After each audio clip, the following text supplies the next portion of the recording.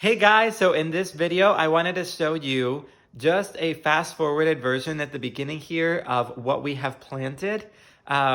It was getting dark that day really quick, so we went ahead and speed planted some turnips, some lettuce, and some beets in our garden because, like I said, it was getting late and it was getting dark, so you'll see that in the video. And then I also wanted to show you guys an update, a 2-week update, so you'll get to see that too. So without further ado, here's the planting and also the 2-week update for the beautiful plants. And oh, it's so fun.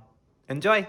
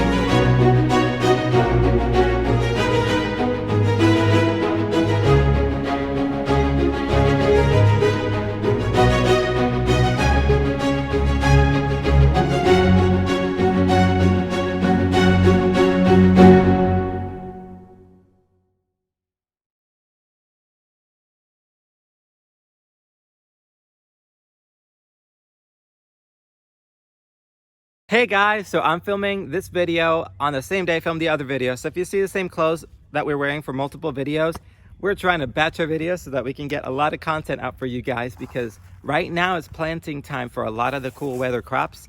So we're trying to get these videos out to you so that you guys can see them. If you haven't planted things yet, you still have time. So we wanted to make sure we get these out to you. And I wanted to show you a few updates of things that are doing really well here. So Dr. Holly and I planted these turnips. We had these turnips. These are beasts, by the way. These turnips were in our trays that we had for, I don't know, since November. Literally the tray of this much soil. There was a 128 cell tray of turnips. So these were sitting there for about 4 months in a tray, just stunted. They look like tiny little balls. And I told Dr. Holly, I'm like, I don't think these are gonna grow. They've been stunted. They're like shocked. They're not gonna make it. Let's just seed new ones and let's just get rid of them. And she's like, but no, I've been keeping them forever. Let's try it. And I'm like, I just don't want something taking up real estate in our garden that's not gonna make it. But anyway, we tried it. We planted them, and yet again, she's right. Oh, I'm not gonna tell her this in person though. But she's right. They're doing great, and they have doubled in size.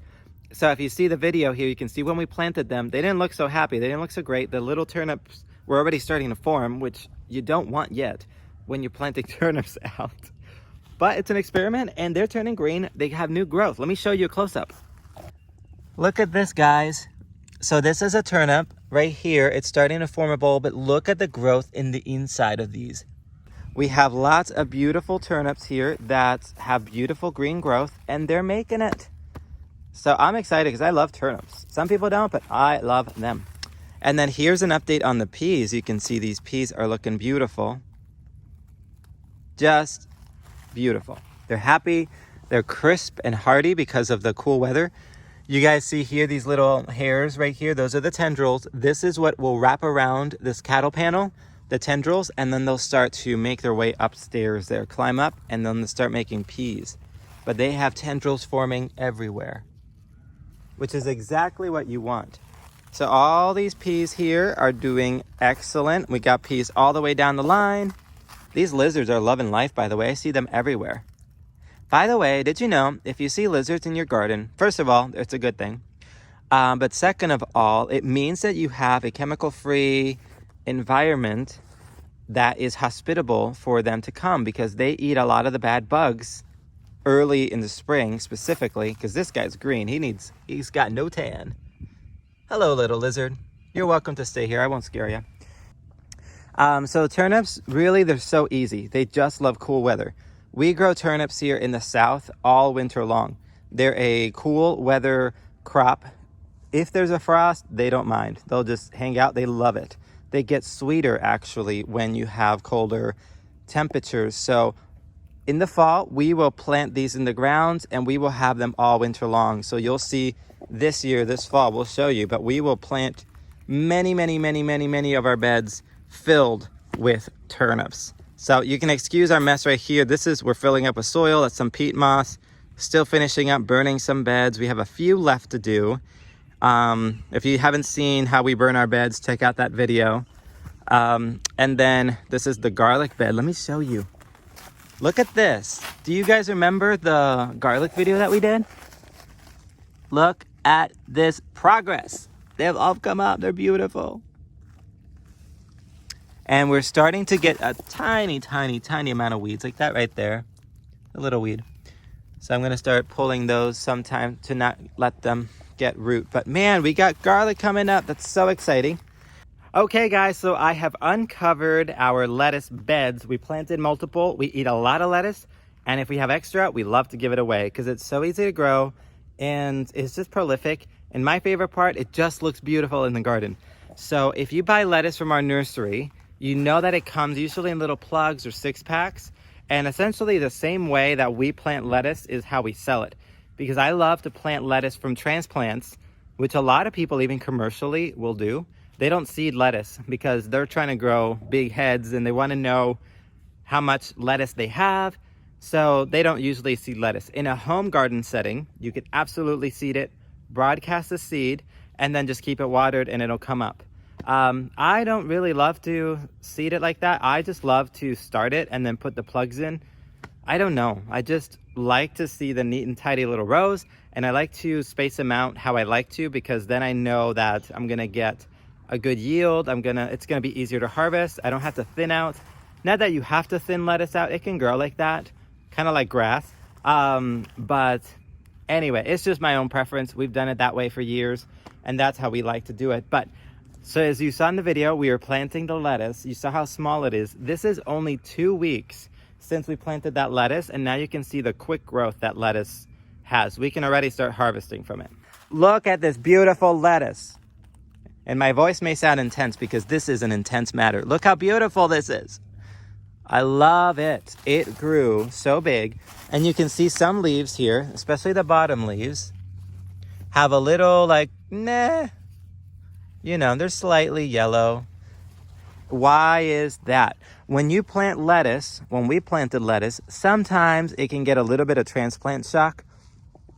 And then the first leaves we'll just struggle a little bit for a few days, and then the roots will take over and they'll start growing again.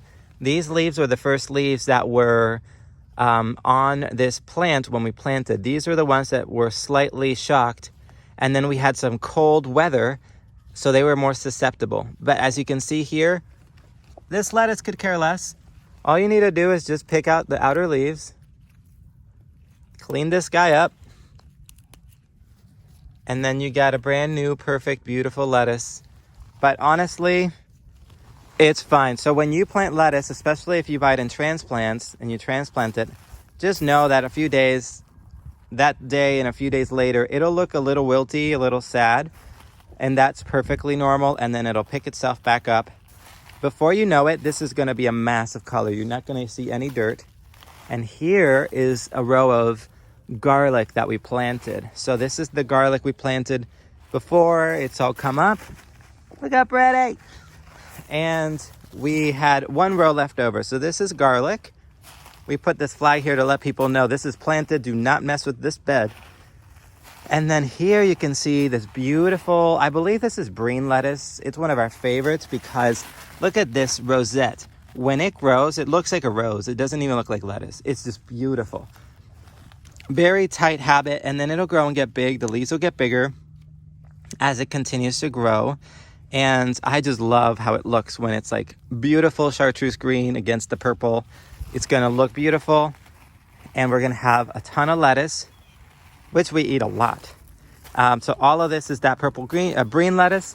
And then right here we have some more. I think one of the plugs that I planted here died because I pulled it by the roots too much and didn't have much roots. So I'll either find a plug or I'll do something there.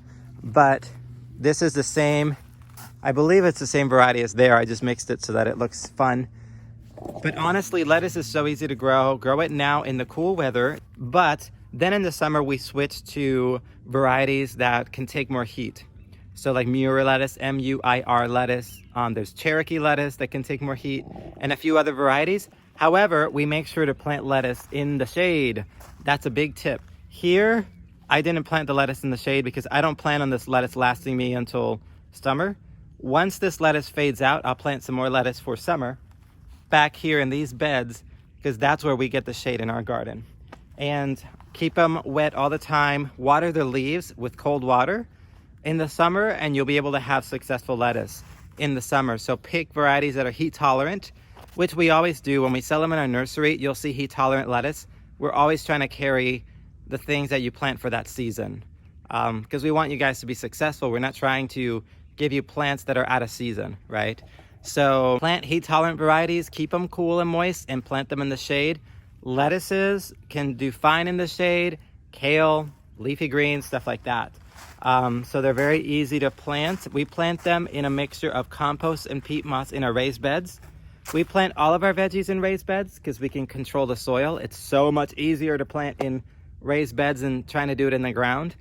And also we did go ahead and went through and put some biotone down. Let me show you our other lettuce bed, because if we didn't have enough lettuce, we have a little more, but this one I planted a little differently. Let me show you. Look at this other lettuce bed. So here we had a little space. We ran out of lettuce, so I planted some beets here. I planted that same green lettuce, but I made smaller little rows of green and purple, just because I love, when I'm walking in the garden, seeing these little lines. It's gonna be a big mass of purple and green. It's gonna look beautiful. These are a little behind the other ones because I planted this a little later.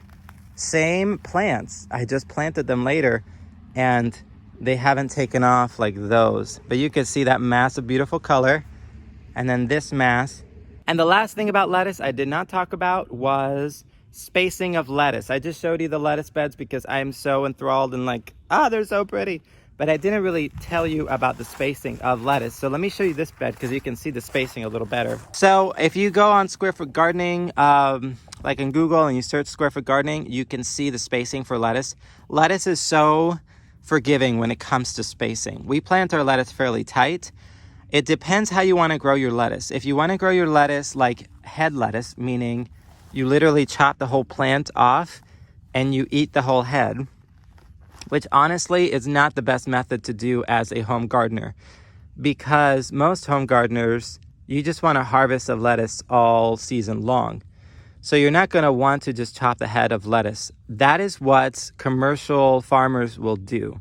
They'll space these out about a foot apart or so to give them enough room to get big, to harvest the whole head, and they'll sell that head to grocery stores or local farmers markets and so on and so forth. But we, as home gardeners, do not want to chop the whole thing off, because then, you don't want to wait until these are ready to pick them. You want to eat from them from now until later. So honestly, right now you can start picking from these. It's totally fine. So how we pick from our lettuces is we always grab just an outer leaf from this plant, an outer leaf from that plant, an outer leaf from this plant, and so on and so forth. Pick the outer leaves to get your lettuce, because the crown and the inside of the plant is always the one that has the growth coming. So if you pick from the middle, you're affecting the growth of the plant. Or if you take scissors, some people will just chop this up.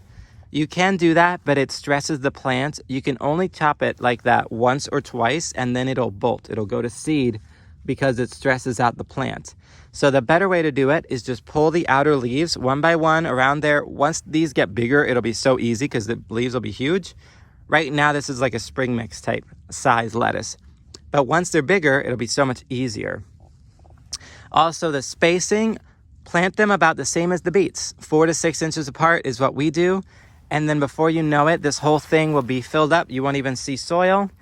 And what you do is you just keep picking from the outside of the plants. That'll give them a little breathing room to keep growing bigger and bigger. And that is how we grow our lettuce. And again, just the same foundation of soil for all of our plants so far is the peat moss, the compost, and the fertilizer. We have the same foundation for all of our plants here. And then we just stick the plugs in that we have, you know, the little plants that we sell at a nursery. So if you bought from us from a nursery, whatever you buy from us, just stick it in the same soil and you'll have success. I can't wait for this garden to be done, for all the beds to be burned. I'm still filling these up with soil. And then also I can't wait for everything just to look filled and beautiful with flowers and vegetables. So anyway, it's gonna be so exciting. So I have to kind of have the future vision, because when I see this, I'm like, oh, it looks like a mess. Can you tell I like things neat and tidy? Doesn't always happen though. But anyway, so let me show you guys here the beets, because they are doing great. So these are all the beets we had, or that we planted. I'm pretty sure these are the Boulder Beets variety. I don't remember if we labeled this variety. Look at this. This plug was just sitting there and it's still alive. I don't know if we just forgot to plant it or my son pulled it out or what happened, but this is what our plugs look like for the beets. And beets can be grown from seed in plug trays. So I'm gonna stick this guy in. Just make a little hole, stick him in, close it up, he's planted. These beets are the Boulder beets, which are the golden beets. They're beautiful. We space our beets about 4 to 6 inches. And these beets, actually, the way they're seeded, beet seeds actually have multiple beets in them. So there's usually about 2 to 3 plants per. So there is 1 plant here, 2 plants here, maybe 3 beets. So you'll actually get a clump of 3 beets per plant here. So what you do is when you start seeing beets come up here, you actually just twist off a beet and leave the rest on, and then the other 2 will grow larger and larger.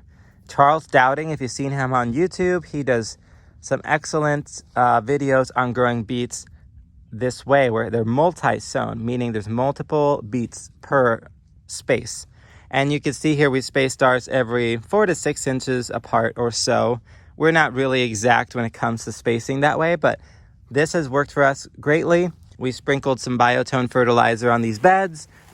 Because beets are roots, biotone, in our opinion, is the best fertilizer to give them, because it does help to develop root growth. So it really helps with beets. Beets are heavy feeders, so make sure to keep them moist, make sure to keep them fed, and then you should have a successful crop of beets. They like loose, well-draining, high, richly compost, yummy soil.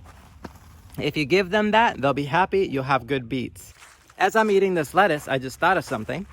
Some people have commented that their lettuces taste bitter, that they planted.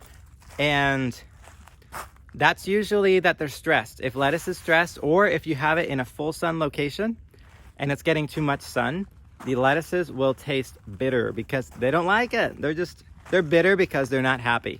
So you got to make them happy so that they're sweet. Like this. This is very sweet. That's why cool weather is the best time to grow lettuces, because they get sweet. The cold concentrates the natural sugars and it makes it sweet. And also it doesn't stress them out. So that's why in the heat, you want to keep those lettuces cool. With water, keep the roots cool by keeping them in the shade, and they'll perform better for you. They won't go to seed as fast. That's my last tip on lettuce. Bye.